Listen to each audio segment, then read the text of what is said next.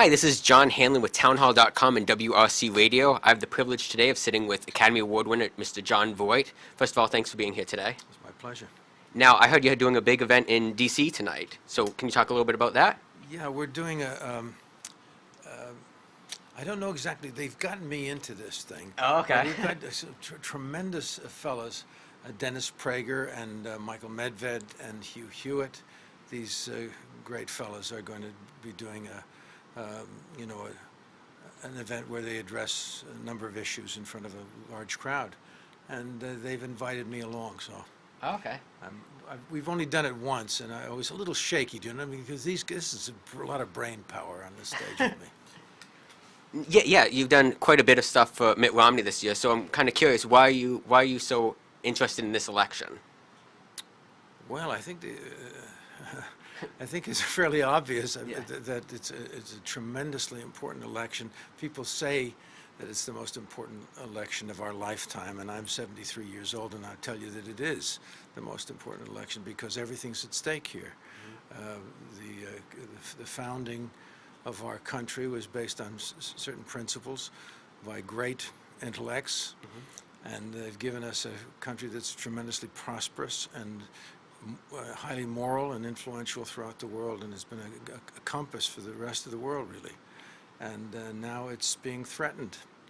And this administration that's presently in power has done a lot of damage over the past 4 years. So I think it's very, very important that we do the best we can to overcome all the programming that's out there that is telling us that everything's just fine. Like, our friend Joe Biden, when he tried to tell us that you know him, huh? Yeah. When he tried to tell us I've that heard about his work. everything is just terrific. We don't have to worry about Iran, and he says that with a big smile on his face, and then he says, I mean, who do you trust? Oh boy, that was essentially what happened in the vice presidential debate, and of course I suppose he's suggesting that we should trust him and not Benjamin Netanyahu.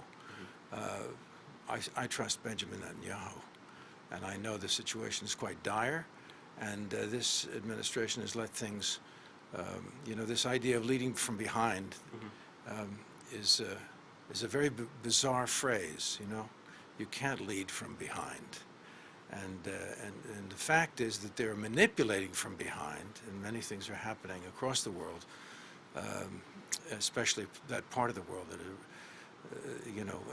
in this 4 years I've seen so many countries go toward the Muslim Brotherhood, and now we see in this recent Benghazi event that the resurgence of an Al-Qaeda presence.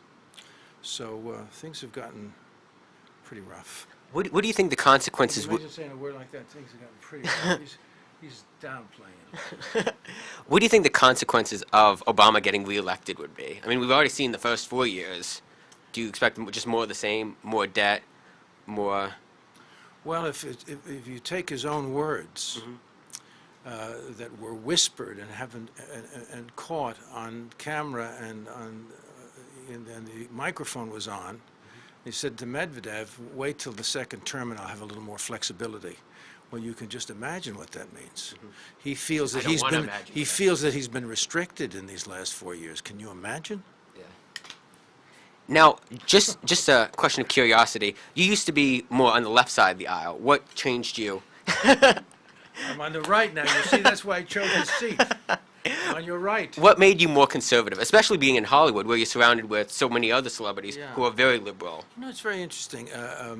Well, of course, the change in my life was a really substantial change, but it happened over a number of years. And the first inclination toward a different understanding happened because I was indoctrinated in the 60s, and I know exactly how that happened, and it happened very simply because I wanted to be in with the in crowd, and the 60s turned everything, upside down. It was a quite destructive decade, the 60s, and you can examine it from almost any point of view, but you have to come to the conclusion that it was a very destructive era in the country's history, and it did change things. The people from the streets in the 60s that were very influenced by Marxist doctrines are now teaching in our universities and are very successful in indoctrinating our young kids. So, so I was caught up in that. I'm very ashamed of it, and more than ashamed, because I saw what happened because of the influence of those of us in the streets.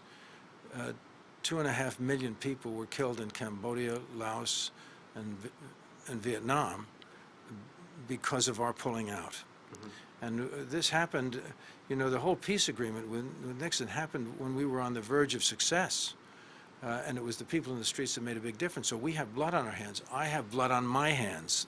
Hollywood has blood on its hands from that time period. And when I saw all of this, you know, slaughter that took place when we pulled out, I saw also at the same time that the left turned its back on all of this, as if this was just another day in the country, you know, let's go on to the next destruction.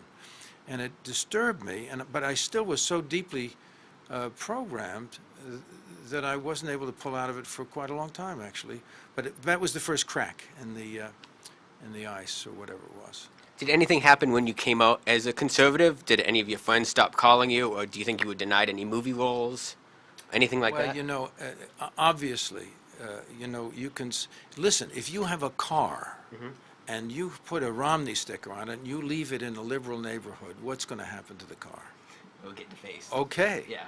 So obviously, anybody who stands up for conservative values in this country is, depending on what neighborhood you're in, you're going to have to accept that there's a lot of flack that's going to come your way, and certainly that happens in Hollywood. Now, I thought my friend Clint Eastwood addressed it very beautifully.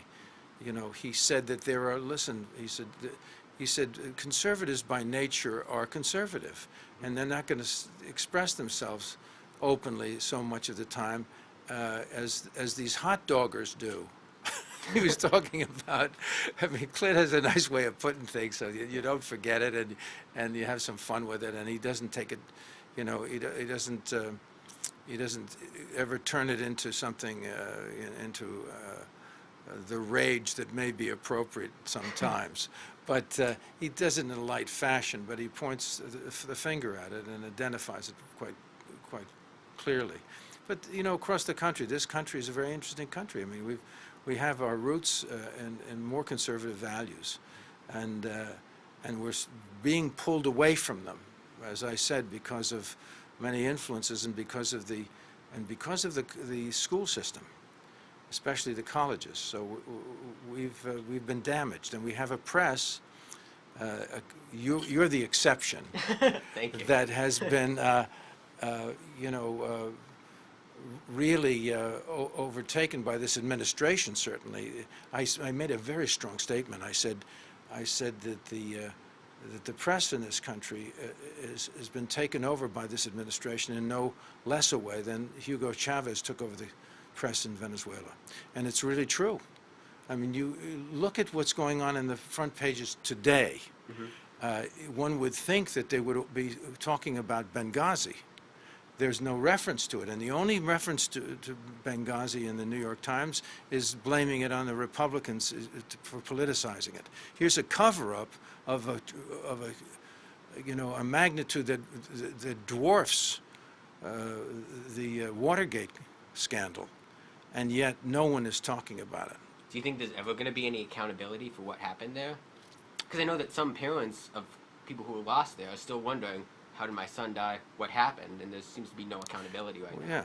Well, what did you know, and when did you know it was the big question that was asked at that time, and we're asking it now. And the public must rise up and demand those answers.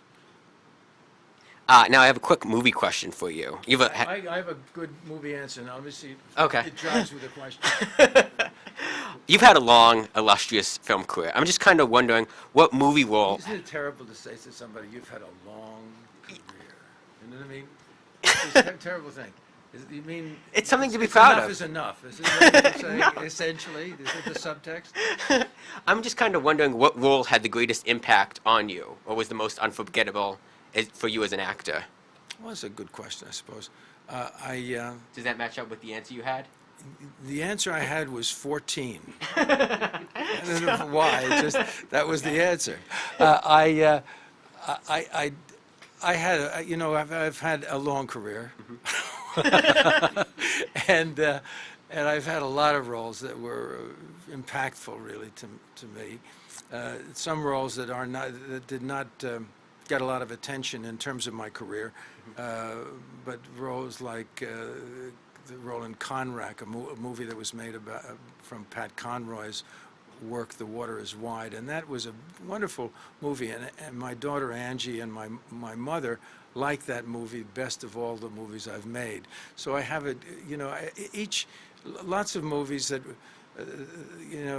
every movie I had something invested in, and I'm always pleased when somebody's affected by them. Yeah, just this morning I bumped into some kids who saw National Treasure and recognized me from that. We're very excited about that.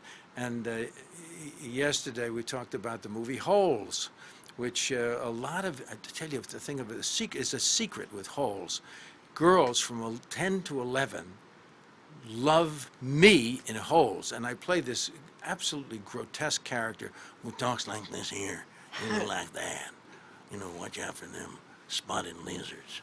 That's the kind of character. And these 10 and 11-year-old kids, when the movie first came out, I would walk into Delicatessen or someplace, and there would be always 3 girls for some reason, 3 girls, all about the same age, and looking at me like this. And I would say, Holes? And they go like this. In other words, they got me. I can't go into that place as if I'm a normal human. They know how bizarre I am. I guess that's what it meant. But they really enjoyed that character. But anyway, of course, I've had, successes in a lot of films that are very powerful, like Runaway Train, and for which I was nominated for an Academy Award, and lots of films, and I appreciate all of them. Okay. Well, I was a big fan of you. It's a big fan of what? I was a big fan of you in The Rainmaker, even though you played the bad guy. Yeah, Leo Drummond. Yeah. Yeah, that was a good role, and there's another role that was interesting to me that gets a lot of attention from certain people, affected them, was the Odessa File. Okay. Because people just and that didn't get the critical attention or whatever it wasn't as hip as other films that were made at that time, but the substance of it really remains something I'm very pleased with. The story was affecting to people, and so anyway. Okay. Well, last question, just out of curiosity. Last question. What are you going to actually be doing election night? Just watching the results, or? Well, first of all, I'll be glued to the election results. There's no question. I'll be jumping around the channels and trying to figure out what's going on. But right up until that point, I will be out there trying to reach audiences to tell them the importance of this election and to beg everyone, vote. And the Republicans have, if you saw the percentage of people that voted and the people that were registered, you'd be quite shocked, really. If we can get everyone to vote that is registered, we are in business. We can win this election, and this country can have a life for our children and grandchildren. Well, Mr. Voight, thanks for doing this. I really appreciate it. This is John Hanlon with townhall.com. Thank you.